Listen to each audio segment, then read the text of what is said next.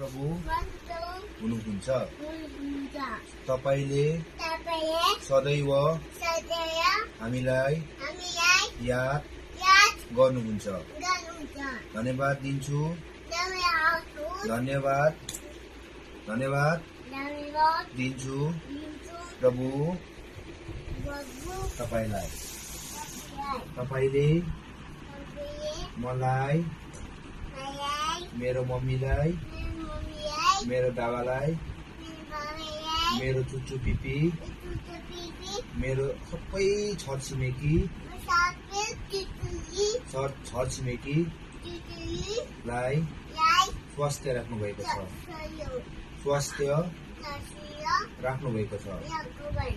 यसैले धन्यवाद दिन्छु प्रभु।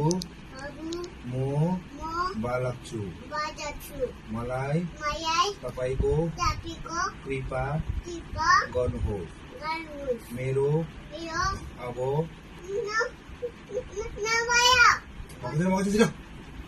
भोलि म किनिदिन के म तिमीलाई के किनिदिन फेरि प्रभु। म बालक छु। अब आउने भविष्यमा म पढ्नुपर्छ, लेख्नुपर्छ, ठुलो मान्छे बन्नुपर्छ। ठुलो मान्छे बन्नुपर्छ।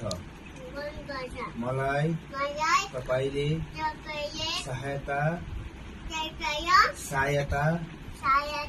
गर्नुहोस्। तपाईलाई म मेरो मनबाट धन्यवाद दिन्छु प्रभु। मैले अब बिस्तारै धेरै कुरा सिक्नु पर्नेछ। तपाईले ममा भएर सिकाउनुहोस्।